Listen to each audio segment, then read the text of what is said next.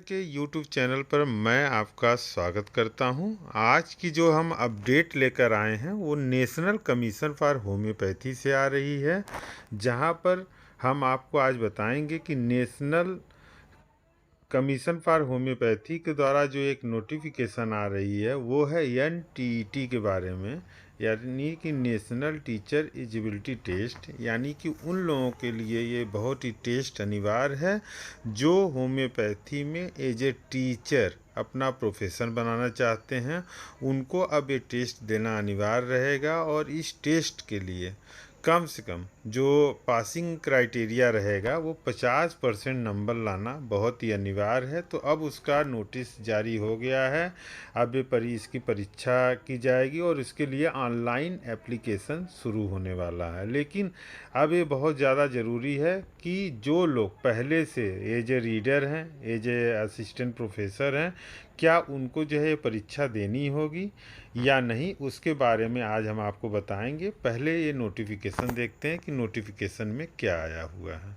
तो NCH की website पर हम इस वक्त हैं और ये ओपन करते हैं। जब हम इसको ओपन करते हैं तो देखिए इस तरह का नोटिफिकेशन आता है, यानी कि राष्ट्रीय परीक्षा एजेंसी, जिसको नेशनल टेस्टिंग एजेंसी कहते हैं, ये इस परीक्षा को करवाएगा और इसके लिए ऑनलाइन एप्लीकेशन 24 सितंबर 2024 से, यानी कि 24 सितंबर 2024 से शुरू हो चुका है और 14 अक्टूबर 2024 तक आप इस पर अप्लाई कर सकते हैं।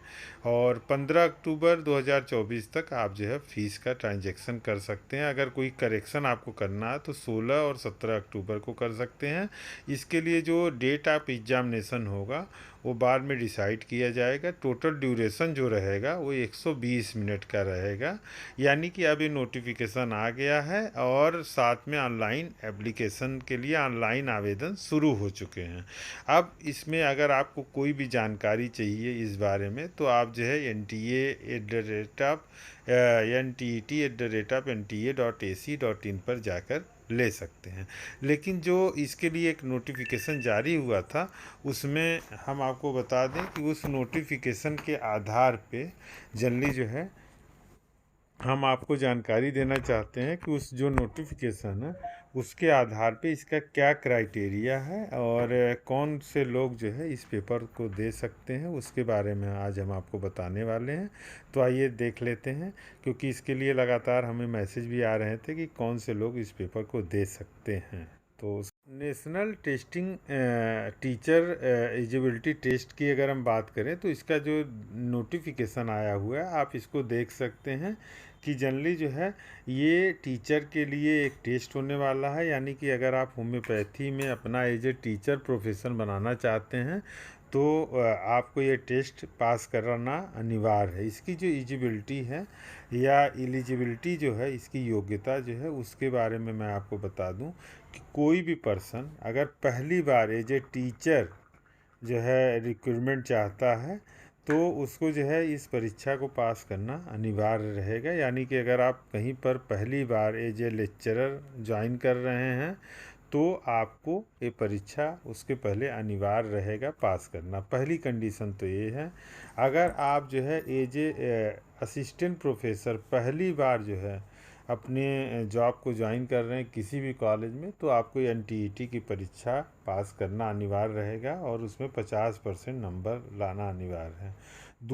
तीसरा पॉइंट जो है, अगर कोई master of science in anatomy है, फिजियोलॉजी एंड बायोकेमिस्ट्री है, फॉरेंसिक मेडिसिन से है, मास्टर इन पब्लिक हेल्थ से है और वो जो है as a assistant professor join करना चाहता है तो उन लोगों को भी इस परीक्षा को पास करना अनिवार्य रहेगा।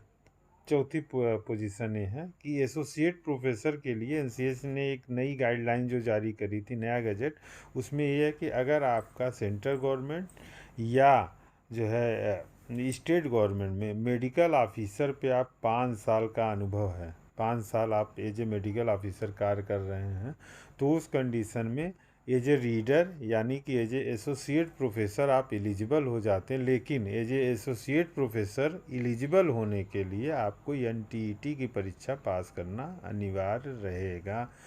यानी कि अगर आप 5 साल का आपका मेडिकल ऑफिसर का अनुभव है किसी भी सेंट्रल गवर्नमेंट में और स्टेट गवर्नमेंट में पूरे 5 साल का है तो आप एज ए टीचर, अगर आप टीचर को अपना प्रोफेशन बनाना चाहते हैं तो आपको भी एनटीईटी की परीक्षा पास करनी होगी। पाँचवा क्या है?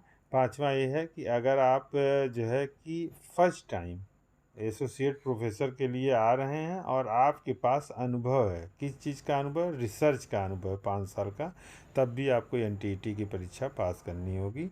छठा है कि अगर आप पीएचडी होल्डर हैं और साथ में आप जो है master of science in anatomy, physiology, biochemistry, forensic medicine, toxicology में हैं, तो आपको, अगर आप फिलॉसफी हैं, आपके पास कोई टीचिंग एक्सपीरियंस नहीं है, कोई मेडिकल ऑफिसर का एक्सपीरियंस नहीं है, तो आप जो है as a assistant professor join करेंगे और आपको भी एनटीईटी की परीक्षा पास करनी होगी। अब ये सवाल ये उठता है कि जिन लोगों ने पहले से as a reader, as a professor, as a assistant professor join कर रखा है किसी भी प्राइवेट कॉलेज में, क्या वो सब भी गवर्नमेंट अप्लाई के लिए, जब वो गवर्नमेंट कॉलेज में अप्लाई करेंगे तो एनटीईटी की परीक्षा पास करनी अनिवार्य होगी?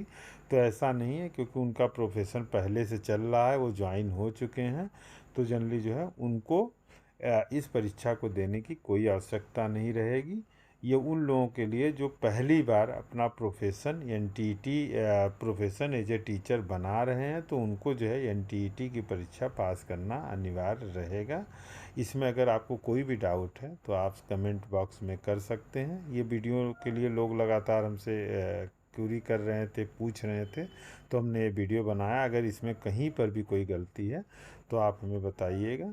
और साथ में होमियो रीडर, अगर इसमें किसी भी तरह की गलती होती है तो उसके लिए ज़िम्मेदार नहीं होगा।